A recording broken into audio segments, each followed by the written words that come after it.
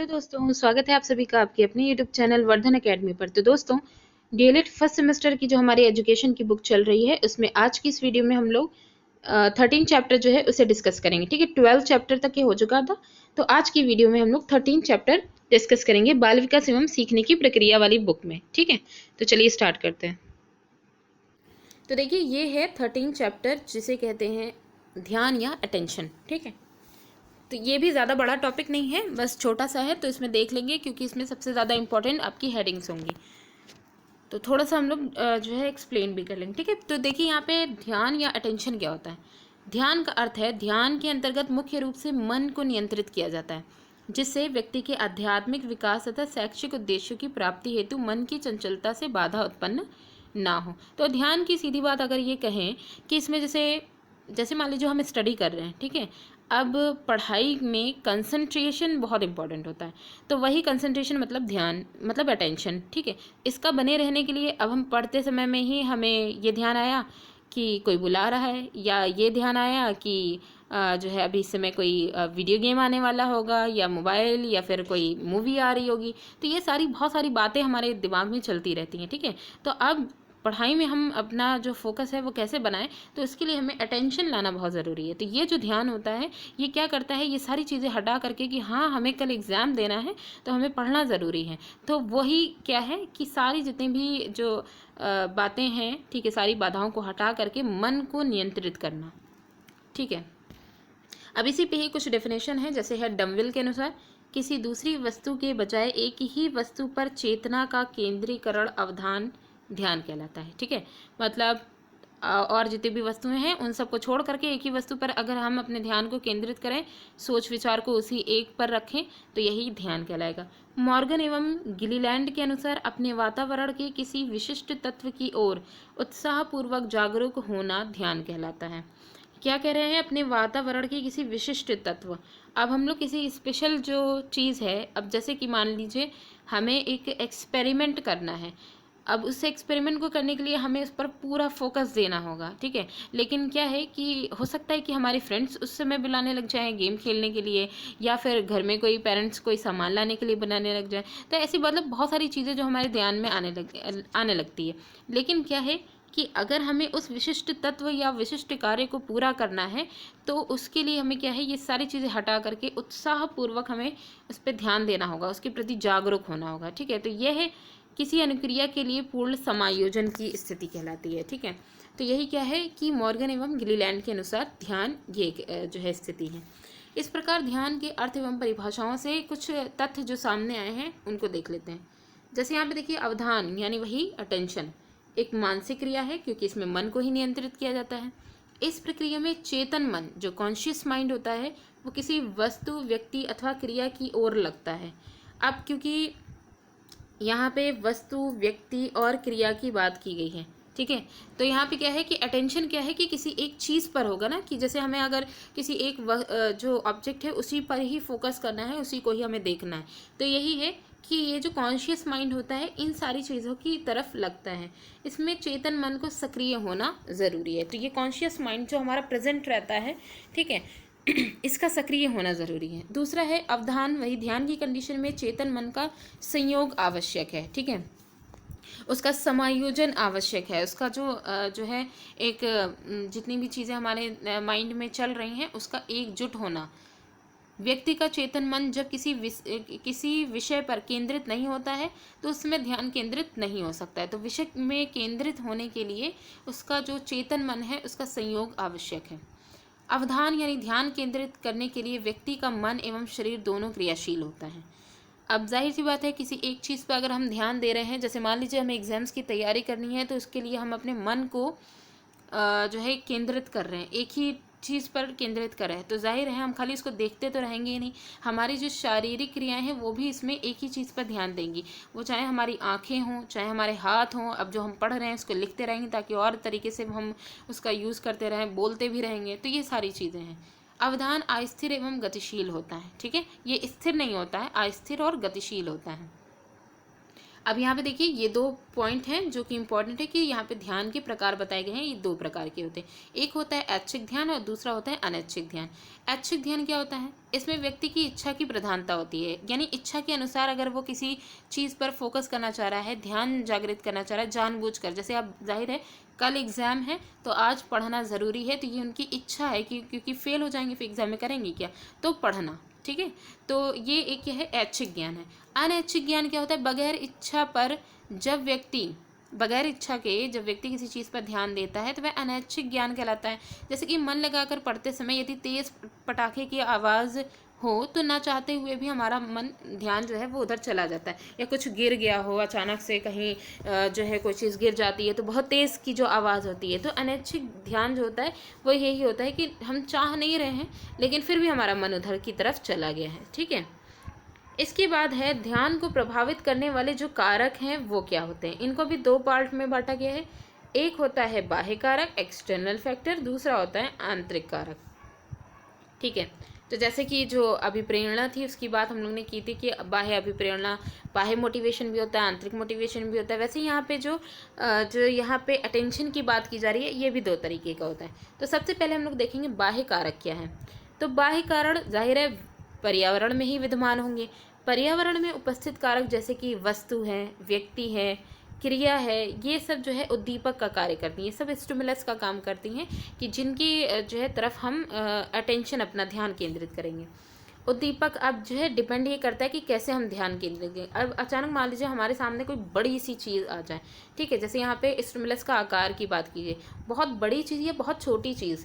अब जैसे मूवीज़ में छोटी छोटी जो एनिमेशन मूवीज़ होती हैं इसमें आप दिखाते हैं कि एकदम छोटे छोटे जो है इंसान हो जाते हैं, ठीक है। तो बहुत छोटी सी चीज़ अगर इंसान जैसे देखेगी तो तुरंत उधर जो है ध्यान केंद्रित होगा। और वही अगर आकार बहुत बड़ा हो जाए, जैसे कोई बड़ा सा पोस्टर जिसमें आपकी पिक्चर बनी हो या फिर चंद्रमा का पिक्चर, तो ये सब जो बड़े आकार के जो होते हैं उद्दीपक, उनकी तरफ ध्यान केंद्रित होगा। फिर उद्दीपक की नवीनता, नई अगर कोई चीज़ होगी तो फ़ौरन से उधर ध्यान जाएगा, चाहे वो नए खिलौने हो, नई पुस्तक हो।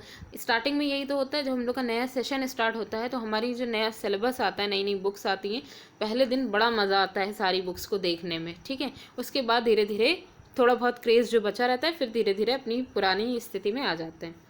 उद्दीपक की विचित्रता जैसे यहाँ पे विचित्रता की बात की जा रही है, ठीक है। विचित्र वेशभूषा व्यक्ति आकर्षण का केंद्र बनता है। अब जैसे कि हमारे सामने कोई ऐसा पर्सन आ जाए जो अजीब तरीके की ड्रेसिंग की है, ठीक है, उसने अपने मुंह पे भी बहुत अजीब सी पेंटिंग कर रखी है, तो वो टाइगर का शेप बना रखा है या जैसे भी, तो हमारा पूरा ध्यान उसकी तरफ जाएगा। उद्दीपक की तीव्रता, बहुत ये जो तीव्रता की बात की गई है ये वस्तु की चमक की बात की गई है, या कोई ऐसी चीज़ जो बहुत स्पीड में जो है चल रही है या आपका ध्यान केंद्रित कर रही है, ठीक है। फिर है उद्दीपक की आवृत्ति। यहाँ सारी चीज़ें स्टिमुलस की बात की जा रही है क्योंकि यहाँ पे बाह्य स्टिमुलस की बात की जा रही है, वो चाहे वस्तु या जो है मतलब वस्तु, व्यक्ति या स्थिति या कार्य के बेस पर है यहाँ पे, ठीक है। अब यहाँ पे आवृत्ति, रिपीटिशन की बात की जा रही है। जैसे कोई वस्तु अगर बार बार दिखाई जाती है तो उसकी तरफ ध्यान केंद्रित होता है, ठीक है।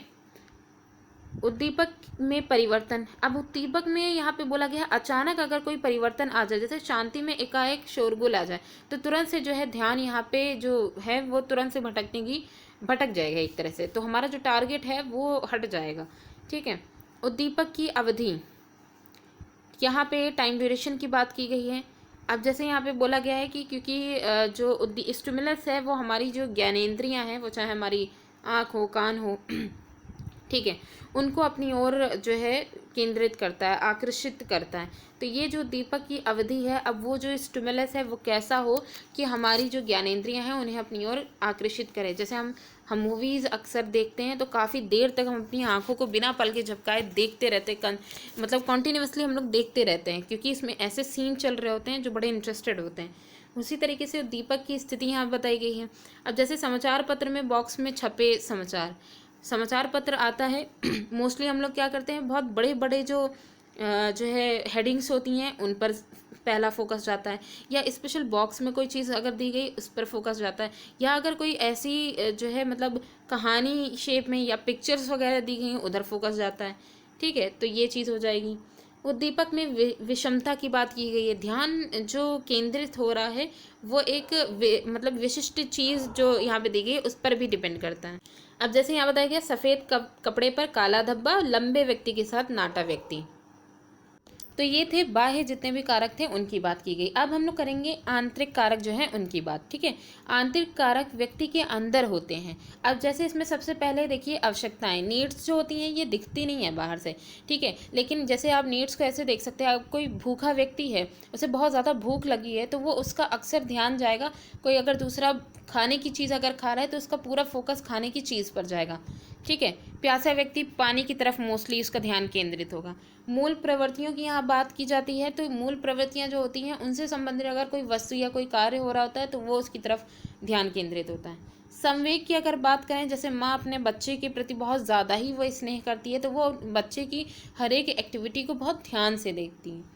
आदत की बात करें तो जैसे कोई चाय पीने वाला पर्सन है, ठीक है, वो उसकी मतलब वो आदत बनी हुई है इसको चाय पीने की, तो अक्सर वो कहीं पे भी जब जाएगा तो चाय के स्टॉल जैसे ही उसे दिखेगा तो पूरी नज़रें ऐसे मतलब उस चाय के स्टॉल पर ज़रूर टिकेंगी। ठीक है, तो ये चीज़ हो जाएगी। उसके बाद उद्देश्य या लक्ष्य की बात अगर करें तो जैसे कोई व्यक्ति, कोई बालक या कोई व्यक्ति है, वो अगर खिलाड़ी बनना चाह रहा है, ठीक है, तो क्या करेगा, वो खेल संबंधी जितनी भी जानकारी है, प्रदर्शन है, चाहे न्यूज़ है, चाहे कुछ भी है, उन पर ज़्यादा उसका ध्यान जाएगा और उसमें मतलब उस पर ध्यान उसका ज़्यादा केंद्रित होगा। रुचि यानी इंटरेस्ट की बात करें तो जैसे संगीतज्ञ का ध्यान अच्छे गानों की तरफ जाता है। ठीक है, तो ये चीज़ हो जाएगी। शिक्षा एवं अनुभव की अगर बात करें तो जैसे छोटे बच्चे हैं उनका ध्यान खिलौनों की ओर जाता है। जब स्टडी कराई जाती है तो अक्सर ऐसे देखा जाता है कि जो प्लेवे में बच्चे होते हैं उनको सबसे पहले खेल खिलाए जाते हैं। ठीक है, अब वो डिपेंड करता है कि उन खेल के माध्यम से उनको सिखाया जा रहा है या नहीं। ठीक है, तो ये चीज़ थे एक्सटर्नल इंटरनल जो है फैक्ट्स थे उसके अटेंशन की। ठीक है, अब हम लोग यहाँ पे देखेंगे बच्चों का जो ध्यान है वो केंद्रित करने के बच्चों में ध्यान केंद्रित करने के उपाय क्या क्या हो सकते हैं। तो यहाँ पे देखिए सबसे पहले कि शिक्षा में अगर ध्यान की अगर बात करें तो ये जो शिक्षक होते हैं उनको चाहिए कि वह सरल शब्दों का प्रयोग करें।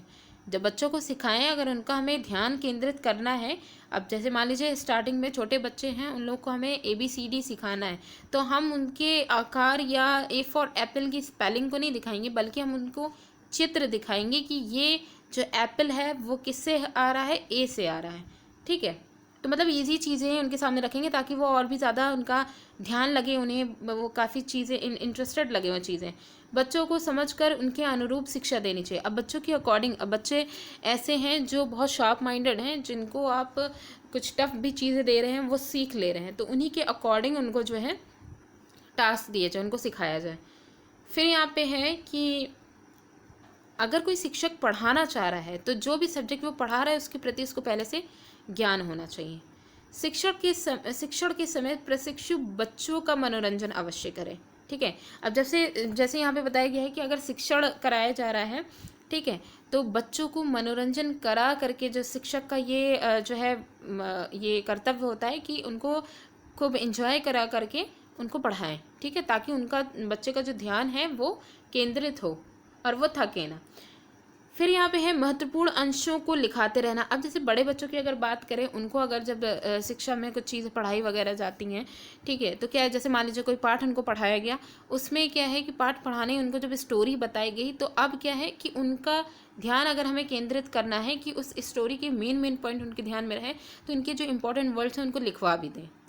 इसके अलावा विषय वस्तु की अगर बात करें तो उनसे संबंधित जैसे कि चार्ट, मॉडल, मानचित्र, इनको सम्मिलित करना बहुत ज़रूरी है। ये जो विषय वस्तु में अगर इन सारी चीज़ों को हम सम्मिलित करेंगे तो और भी ज़्यादा बच्चों को, अब जैसे मान लीजिए रिवर के बारे में या वर्ल्ड के बारे में बच्चों को पढ़ाया जा रहा है, ठीक है, ऐसे इंसान बोलता रहेगा तो उन्हें कुछ समझ ही में नहीं आएगा। इंडिया के बारे में, इंडिया के जो स्टेट हैं उनके बारे में अगर बताया जा रहा है तो उसी के सामने अगर इंडिया का मैप रख दिया जाए, मानचित्र रख दिया जाए, तो वो बच्चे और ज़्यादा इंटरेस्टेड होंगे। अच्छा, वो जो है गुजरात की बात हो रही है या फिर जो है मध्य प्रदेश की, उत्तराखंड की, तो ये उत्तराखंड किधर पड़ता है, बांग्लादेश किधर पड़ता है, तो ये सारी चीज़ें वो देखेंगे तो उनको और ज़्यादा इंटरेस्ट जगेगा। ठीक है, तो ये विषय वस्तु भी इन सारी चीज़ों पर डिपेंडेंट होनी चाहिए। बच्चों की व्यक्तिगत कठिनाइयों को जान करके उन्हें दूर किया जाए कि अगर वो किसी चीज़ को हम पढ़ाने की कोशिश करें, वो नहीं पढ़ पा रहे, तो हमें ये देखना है कि उन्हें कहाँ प्रॉब्लम हो रही है। फिर तभी वो ध्यान केंद्रित अपना कर पाएंगे। इसके अलावा एक बहुत इंपॉर्टेंट रोल यहाँ पे ये भी होता है, अक्सर बहुत से ऐसे कॉलेजेस होते हैं जिसमें हर साल एक कैंपेन चलता है, मतलब हर साल एक जो है वो किया जाता है कि जो चिकित्सक हैं वो आते हैं, बच्चों का निरीक्षण करते हैं, ठीक है, कि किसी तरीके से कोई बीमारी या कोई परेशानी तो नहीं है बच्चों में, ठीक है। तो मतलब समय समय पर उनमें ये चीज़ करते रहना चाहिए, ताकि जब वो स्वस्थ रहेंगे तभी चीज़ें अच्छे से सीखेंगे, उनकी ज्ञानेंद्रियाँ जो है वो भी डेवलप रहेंगी। शारीरिक शिक्षा एवं शिक्षा में विभिन्न खेलों द्वारा ध्यान उपयोग किया जाए, ध्यान केंद्रित किया जाए, ठीक है। तो खेल तो बहुत इंपॉर्टेंट रोल प्ले करते हैं किसी भी चीज़ में, ठीक है, ध्यान केंद्रित करने में।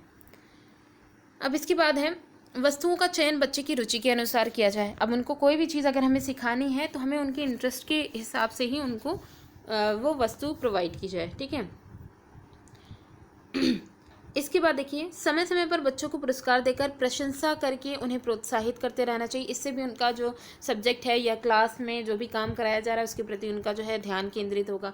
पुराने ज्ञान को नवीन ज्ञान से जोड़ा जाए, जो वो पहले पढ़ चुके हैं, ठीक है, उससे जब उनको रिलेट किया जाएगा। अब जैसे कि उनको पहले जो है ए फॉर एप्पल उनको बता दिया गया कि यही एप्पल है। अब इसके बाद अगर हम उनको जो है ये बताएंगे कि हाँ ए फॉर आंट भी होता है, ए फॉर एरोप्लेन भी होता है, तो इनके प्रीवियस जो नॉलेज है उससे अगर जोड़ेंगे तो वो ईजिली सीख सकते हैं, ठीक है। तो ये सारी चीज़ें हो गई। अब जैसे यहाँ पे कुछ ऐसे तरीके बताए गए हैं कि उनको पढ़ा रहे हैं, बच्चों को स्टोरी पढ़ा रहे हैं मान लीजिए, और बीच में हमने क्वेश्चन पूछ लिया, कोई भी स्टोरी जो है पढ़ाई और बीच में हमने उससे रिलेटेड क्वेश्चन पूछ लिया, ठीक है। तो बच्चे जो नीरस या सो रहे होंगे वो तुरंत से जाग जाएंगे, अरे हमसे ये क्वेश्चन पूछा गया, हमने ध्यान दिया कि नहीं दिया। तो कुछ बच्चे जवाब भी दे देंगे, कुछ बच्चे सोचने लग जाएंगे। तो ये सारी चीज़ें कि अचानक प्रश्न भी पूछना चाहिए। ऐसे खेल खिलवाना जिनमें ध्यान की विशेष आवश्यकता होती है, ठीक है, जैसे कि कुर्सी दौड़, सुई धागा दौड़, ये सारे जो होते हैं इनमें खासकर अटेंशन दी जाती है। सुई धागा दौड़ में तो बहुत ज़्यादा, ठीक है। ठीक है, तो ये सारी चीज़ें हो जाएंगी। उसके बाद कुछ ऐसी चीज़ें हैं कि जैसे अचानक से उनके सामने कोई चार्ट लाया गया, 2-3 सेकंड उनको दिखाया गया, फिर हटा दिया गया, फिर तुरंत उनसे पूछ लिया गया अच्छा आपको क्या दिखाया गया, ठीक है। तो ये सारी चीज़ें हैं जो उनके ध्यान को केंद्रित करने में उनकी हेल्प करेंगी, ठीक है।